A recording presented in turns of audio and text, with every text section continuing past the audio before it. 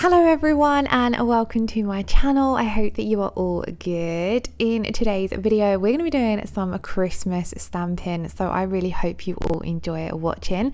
The main focus of this video was to show you guys one of the new Christmas plates from Miss Lucy UK. So I did pick this up when they first launched and I was really lucky that I did because they sold out super quick.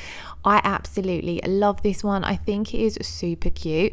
I do believe they are back in stock now, so I will leave a link in the description box below to the Miss Lucy UK website, as well as a discount code I have for 10% off. She didn't just launch this plate for Christmas, there is a selection, but this one was my favorite.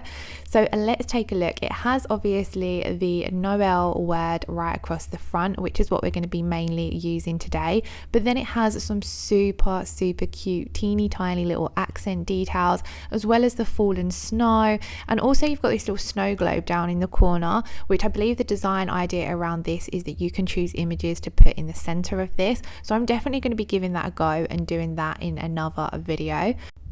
So let's jump into today's video. I am working on display tips, so I don't need to do any prep. So I'm going to come straight in with the Kiki London rubber coloured base.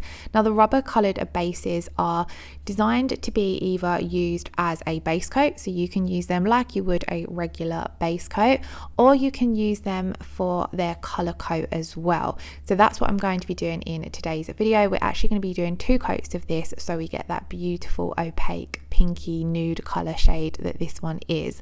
So if you was just using it as a base coat, you would come in and apply 1 coat and then come over the top with the color of your choice. If you are wanting to use it for its color coat, then you need to do 1 coat for the base and then come in with the 2nd coat just to make that coat color really pop. Now this is a really lovely opaque shade, so personally I think it's kind of personal preference whether you would want to do 1 or 2 coats. 1 coat does look quite nice and natural. It's a really nice soft pink. In today's video though, I am going to be doing 2 coats because I wanted it to look a little bit darker and I wanted to make sure that I had the full opacity of the shade. So here we've applied that first coat of colour. Once you're happy with your application, you can pop this in to cure for 30 seconds. Now the Kiki London rubber bases are slightly thicker than your regular base coat, so they do provide an additional layer of strength to your nails.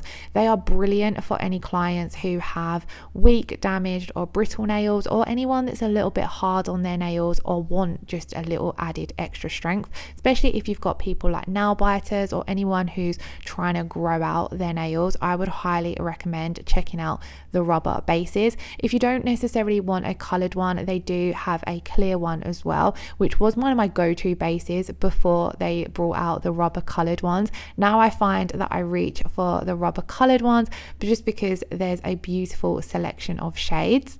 This one has to be one of my favorites though. I just absolutely love this nude color. So here we're coming in and applying that 2nd coat of color. I'm keeping it nice and thin. I'm just evening it out a little bit. It does self level absolutely beautifully, so don't worry if you do think it looks a little bit thicker than a regular base coat. It self levels and you end up with a super smooth finish to work on top of if you are coming in with any kind of nala or gel polish. And then once you are happy with the 2nd coat, we're going to pop that in to cure for 30 seconds. So now that we have our bases done, we're going to come in and make a start on our nail art. So in this design, I wanted to have a foiled background for my stamping. So I'm going to come in and apply a thin coat of the Kiki London foil gel.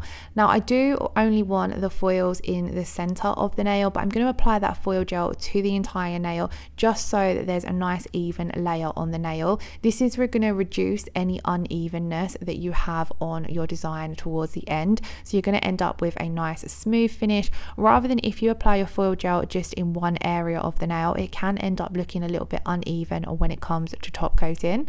So once that has cured for 30 seconds, we're going to come in and apply our foils. So I have these beautiful, this is the classic metallics from Kiki London, and I went for this kind of satin gold one. This is one of my favorites. This whole box of foil are probably my go-to foils. I find that the classic metallics you can fit into any set of nails, so I do find that I reach for these quite a lot. And the metallic foils are also the most easiest foils to apply if you are a beginner to nail foils. So if you're just starting out in nail foils, foils, I definitely would recommend giving these a go first before moving on to more full cover or pattern foils, just because these apply so easily. The Kiki London foil gel, once it's cured, it leaves a very high tack finish, so all you need to do is very lightly dab the metallic foils down where you want them to go. Of course, you could apply a full cover now with these as well. Just for this particular design, I kind of just wanted this rough gold center for my stamping to come over the top of. Now it did look a little bit messier than I wanted it to look. I love the gold base, by the way, but I just applied it a little bit rougher towards the bottom of the nail. So what I'm going to do is I'm going to take my Kiki London angled nail art brush and a little bit of acetone and just gently rub away any of that foil that I don't want on the nail, just to neaten up the bottom part of the tip, just so it doesn't look so messy. This of course is personal preference. You don't necessarily have to do this step. I just felt as though it made the design look a little bit more appealing to the eye and a little bit neater. Now my Kiki London angled nail art brush is my go-to cleanup brush. I don't actually use this particular one for any kind of nail art. This is just one that I've saved for cleanup, so it has seen better days because it goes through a lot of acetone and alcohol, but it is a go-to for cleanup just because it's that little bit firmer and stiffer. I find it rubs away anything you want to remove from the nail with ease. So that's what our nails look like once we have applied our foils. So I'm now going to come in and top coat. So I'm going to apply a layer of the Kiki London top coat. This one does leave a tacky layer, but it is my go-to top coat when I just want to seal something in with a thin coat, because this particular top coat has a really thin consistency to it. So it's still perfect as a regular top coat, but I tend to find that I reach for this one quite a lot lately when I'm doing layered nail art. If I know I'm going to be coming over the top, I reach for this one. And the reason I'm top coating the foils is just so that if I make any mistakes with my stamping, I'm going to be able to wipe off that stamping without removing my foils. As you see, the foils remove very easily with acetone, so if you stamped something down and then wasn't happy with it and needed to remove it, you would end up removing your foil as well. So it's a lot easier to just come in with that layer of top coat and seal the foils in. Now let's move on to the stamping. So I've left the first two nails stamping all in real time, just so we can talk through the steps and I can share some hints and tips with you, and also you can get a rough idea of how quick or how slow I work.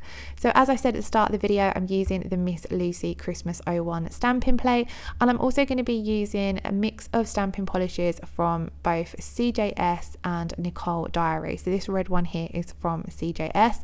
I'm also going to be using the CJS Big Bling Stamper as well. Now, whenever I start at stamping, I always make sure I've got everything to hand. This is one of my top tips for beginners who are stamping. When you are working with stamping, you need to work fairly quick for this first part of the design. So that pickup of the image, you need to work fairly quickly. So by having everything to hand, you're able to do it a lot quicker and with ease.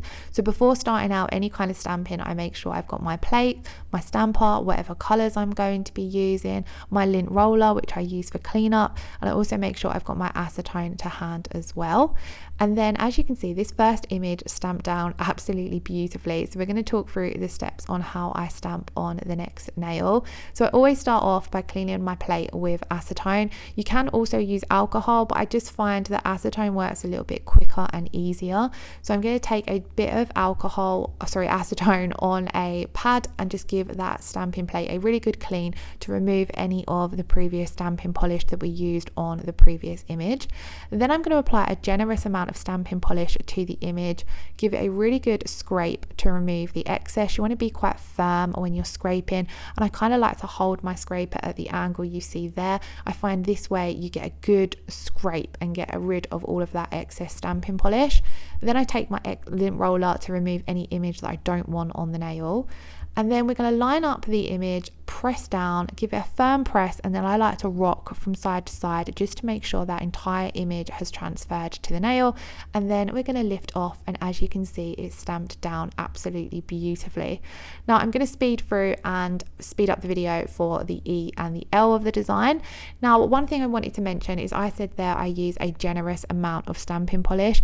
I probably, when watching other people's videos, use a little bit more than is needed, but I've always always just found that this works best for me. I do need to practice using a little bit less, as it is a little bit wasteful, but I have always just found that applying a generous amount gives you a really good stamped image, because it makes sure that you're filling the entire image with your stamping polish, and a lot of the pigmentation from the stamping polish is going to show through as well. So that's why I've always found that I seem to apply probably a little bit more than is necessary. But if you find that your image isn't picking up very well, it could be because you are not using enough stamping polish, so try using a little bit more. So here is what the Noel looked like stamped down on the nail. I really loved how this looked. We are going to come in and add in some of the accents around that, but before we do that, we're going to give everything a good clean up. So when I'm finished with one color, or when I've done a predominant amount of stamping and we're just moving on to the little bits, I make sure I give everything a good clean. So I'm going to clean my scraper, and then I'm going to give my stamper and my stamping plate a good clean as well. My stamper I cleaned off camera. I just run it over a clean part on the lint-free roller just to remove any image or any stamping polish that might still be remaining. Then we've also obviously gave the stamping plate a good clean with some acetone as well. I always clean with acetone, so I don't know why I keep saying alcohol. So now on the Miss Lucy stamping plates, you have a lot of these smaller images as well, and I was really interested to try these because they are teeny tiny, and I was wondering how well they was going to pick up because they're quite detailed as well. But I found they picked up really good, even using the Nicole Diary stamping polish. This particular green one I've had in my kit ages, and it's gone a little bit thick, so it's not in the best quality that it could be, but the image still picked up beautiful, which was wonderful to see, because a lot of these smaller images are going to be perfect for natural length nails. If you watch my videos, you'll know that I don't really work on many natural length nails. I tend to do long nails a lot more, but I still feel as though these images can be used on longer nails, but they'll be perfect for natural length nails as well. So they're great if you do a lot of natural gel polish clients. So we're going to go through, I'm going to add 2 little images to each of the letters, and I went for doing one in green and one in white, and we're just going to repeat that throughout this set so that it all flows nicely. I loved this little snowflake. I thought it looked so cute. In all honesty, I thought this was a super cute plate. The whole vibe to it is just very Christmassy but very cutesy in my opinion, which I really love. It's nice to kind of have a little bit of a mix of the traditional Christmas look that's in this plate and then some of the cutesy images as well. Like one of the images in the middle of those little ones is a little reindeer wearing glasses, and it is so cute. Now when you are doing your stamping, I always find it easier, like here I've picked up my image and I've got lots of excess image on my stamper. I always find it a lot easier to remove that image from my stamper rather than removing it from my nail. So you can use a lint roller to do this, or anything that's got a bit of tack. I know some nail techs use their own nail. You can also use another scraper as well, but I always personally just find it easier to use my lint roller. But I've always felt as though it's easier to remove it from the stamper than it is to stamp it down, and then you've got to be really careful making sure that you only remove the bits that you want to remove. So I just always go to removal from my stamper before stamping it down. Another thing as well is they talk a lot, I know when I watch videos, about how you need to work quickly with stamping, which is something I definitely agree with when it comes to doing the first part of stamping. So when you're applying your stamping polish, when you're scraping, and when you're picking up your image, I feel as though you do need to work quite quickly. As I said, all of the stamping on the first 2 nails I've done in real time, so that's how quick I work. Once you have picked up your image, I feel as though you can slow down a little bit. Once the image has transferred on to your stamper, I personally don't feel as though you need to work as quickly, because once it's on your stamper, it tends to just come off even if you do wait a few seconds. So once you have got your image down on your stamper, you can take a few seconds to look through your stamper, kind of have a little rough idea of where you want to stamp it down, but you can take a few seconds to look through and really line it up to where you want it to go. So like here, I looked through, wasn't 100% happy of how that was going to look on the nail because it was quite long, so I ended up removing a little bit of that image and then then stamping it down, and it still stamped down perfectly even though I wasn't working super quick. So don't stress too much about doing the whole process really quickly. In my opinion, you want to apply your stamping polish quickly, scrape quickly, and pick up the image quickly, but you can take a little while to line up your design and take a few seconds to work out where you want it to be, especially when you're doing any kind of layered stamping as well, because then you do need to take a few more seconds to work out where your layers go in and things like that. Let me know in the comments below, by the way, if you would like to see a few more layered stamping designs. I think I have got a few layered stamping plates, but it's just not something I tend to do very often, but I really want to do some more of it, as well as reverse stamping as well. I recently did some chrome stamping and I'm absolutely loving that. So now that we have finished all of the stamping, we're ready to come in and top coat. So I'm using that same top coat because I had that to hand.